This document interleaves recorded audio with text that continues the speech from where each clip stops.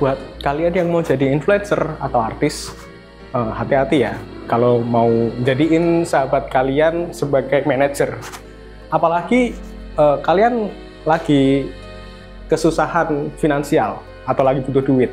Jangan mau deh kalau tiba-tiba diajakin liburan, bisa-bisa kamu malah dijual. Nah, itulah yang dialamin sama salah satu aktris cantik Thailand yang cukup populer di negaranya. Hai guys, terima kasih udah mampir di channel ini.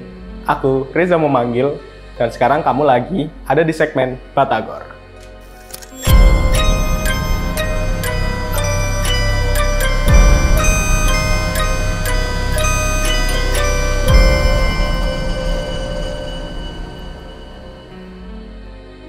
Dunia hiburan Thailand tuh sempat geger di awal tahun 2022 karena viralnya berita bahwa aktris cantik bernama Nida Pacareverapong atau yang akrab dipanggil Tangmo Nida dikabarkan meninggal akibat kecelakaan saat menaiki speedboat. Namun ada banyak banget kejanggalan dalam kasus ini yang bikin netizen di seluruh dunia tuh berspekulasi kalau semua ini tuh ulah sahabatnya sendiri.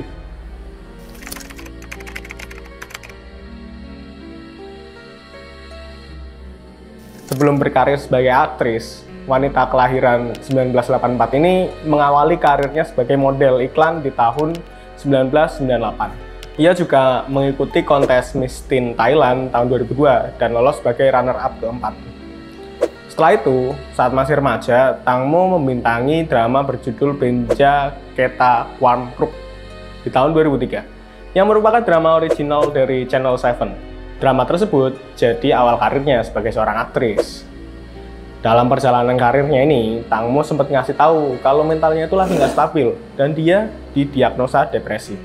Tangmo juga sempat ngelakuin percobaan bunuh diri setelah mantan tunangannya, si Pakin Kamwilaisat, mengungkapkan di acara live kalau dia itu lebih ngerasa seneng setelah jadi single lagi. Nah, setelah bekerja sama dengan Channel 7 selama 11 tahun, Tangmo mengakhiri kontraknya di tahun 2014. Kemudian, ia melanjutkan karir sebagai artis independen.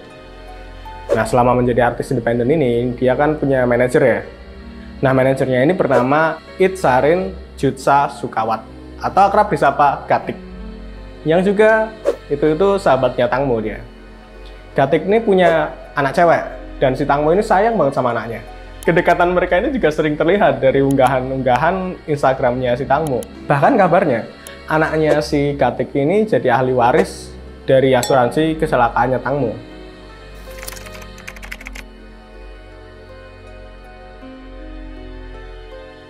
Tibalah di tanggal 24 Februari 2022, di mana Tangmo diajakin manajernya, si Gatik, buat healing naik speedboat temennya di sungai Chao Phraya. Cikit. Nah, datanglah tuh dia ke speedboat ya. Ternyata mereka nggak sendiri, cuy. Ada 4 orang lainnya selain Tangmo sama Gatik. Ada Por, si pemilik kapal, Job, Robert, sama Sam. Nah, Tangmo ini nggak kenal sama siapa-siapa di situ selain Gatik ya. Jadi mereka ini semua orang baru buat Tangmo. Udah nih, naik kapal, muter-muter kan.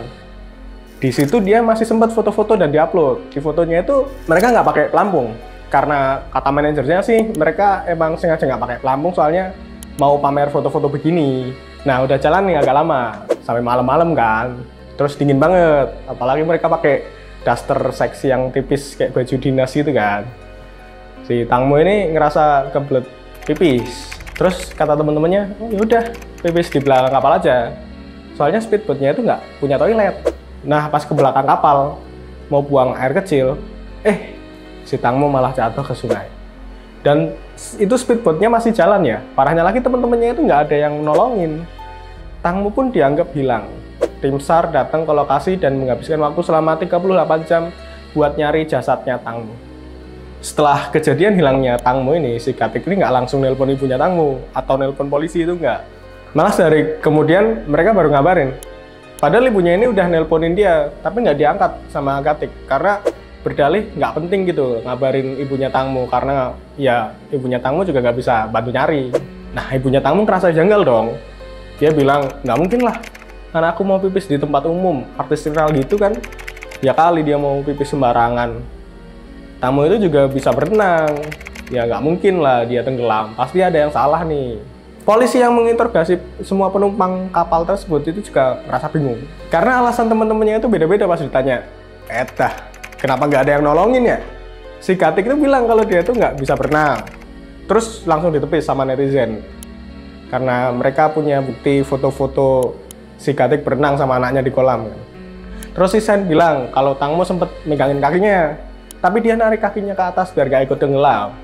Nah terus ngira kalau si Tangmo itu bakal ketemu sama kapal lain terus nyusul mereka. Saat ditanya Tangmo jatuh di mana, si Sen itu nunjuk lokasi yang beda-beda. Seakan mau memperlambat tim SAR buat nolongin Tangmo gitu.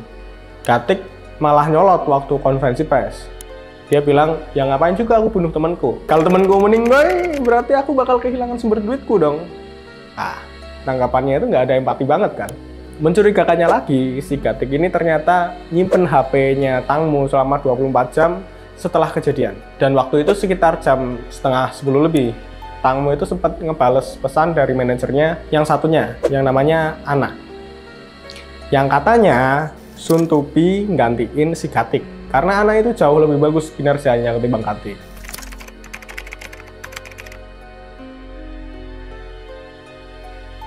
Beberapa sumber bilang kalau Tangmo ini dijebak sama teman-temannya.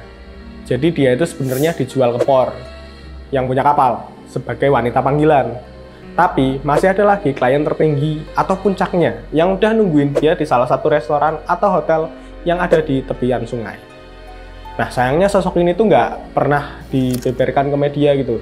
Padahal dipercaya bisa menyelesaikan kasus Tangmo ini loh. Yang bikin shock adalah sosok ini tuh orang penting yang punya jabatan di pemerintahannya Thailand. Hal ini tuh langsung dikatakan sama seorang pengacara, yaitu Lawyer Tam, yang udah terkenal banget di Thailand. Ibaratnya kayak Hotman Parisnya sana lah. Tapi ibunya Tangmo itu malah nolak bantuan si Lawyer Tam dan milih lawyer lain yang dia itu sebelumnya pernah terlibat kasus penipuan. Usut punya usut, ternyata ibunya Tangmo itu dapat rekomendasi lawyer itu dari polisi yang menangani kasus kematian Tangmo. Jadi banyak yang berspekulasi nih kalau polisi sama ibunya itu didesak sama pelaku utama dari kasus ini. Bahkan dikabarkan kalau ibunya itu nerima 30 juta baht atau setara 14 miliar rupiah dari si Por yang punya kapal tadi ya. Nah kalau kataku sih ya guys, Tangmo itu pas di atas speedboat nolak buat jadi wanita panggilan. Bisa jadi teman-temannya ngerencanain kan buat ngebunuh dia karena takut Tangmonya ember cerita kemana-mana kalau dia dijadiin wanita panggilan. Kemungkinan tuh Tangmo nggak sekedar diceburin doang. Bisa jadi dia juga dapat kekerasan fisik dari teman-temannya.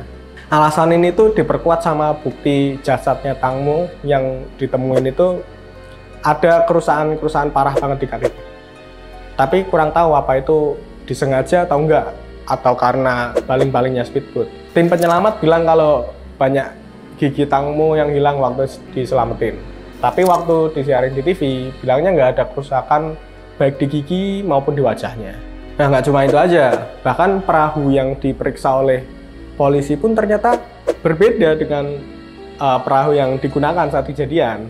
Historical dari teman-temannya Tangmo itu agak soalnya kesebar kalau isinya tuh mereka nelponin nomor orang-orang penting di pemerintahan pada waktu kejadian sebelum nelpon polisi yang mungkin mereka tuh lagi minta bantuan atau di backup lah buat masalah tersebut. Nah dilansir dari Tempo, Gatik itu sebelumnya bilang ke polisi kalau ada orang lain di balik kejadian ini atau istilahnya yang ngasih mereka perintah lah. Namun kira-kira pas bulan April itu dia ngaku ke polisi kalau pernyataannya waktu itu palsu alias bohong. Nah makin-makin lah kan spekulasi kita. Kalau teman-temannya Tangmo, ibunya sama polisi itu sebenarnya dikendaliin sama orang superior di pemerintahan. Sayangnya kasus ini tuh ditutup tanpa kejelasan dan hanya menghukum 2 tersangka yaitu Por dan Robert. Por si pemilik kapal itu dijatuhin hukuman penjara 5 tahun 8 bulan. Namun dikurangi menjadi 2 tahun 9 bulan setelah ia mengakui perbuatannya dan berniat untuk membayar denda. Sedangkan Robert dijatuhin hukuman penjara 4 tahun 4 bulan dan dipotong setengahnya menjadi hanya 2 tahun dan 2 bulan. Dan meskipun bukan dijadikan tersangka utama ya, si Gatik juga dijatuhin hukuman. Tapi hukumannya itu karena pernyataan palsu dan pengacuran barang bukti. Dia diberi hukuman penjara kurang dari 3 tahun dan denda kurang dari 16 juta. Kasus ini tuh benar-benar menyedihkan ya guys. Dan nggak habis pikir aja lah, ada sahabat yang segitunya. Banyak yang bilang si Katik ini juga ada rasa iri ke Tangmo. Kalau bener karena itu sih ya penyakit hati kan, yang nggak bakal bisa sembuh. Apalagi mungkin dia tahu kalau dia bakal digantiin sama Ana. Gimana menurut kalian guys? Share di bawah ya. Terima kasih sudah menonton. Jangan lupa subscribe kalau mau nonton konten lainnya di sini. Oke, mantap. Stay curious, stay mysterious.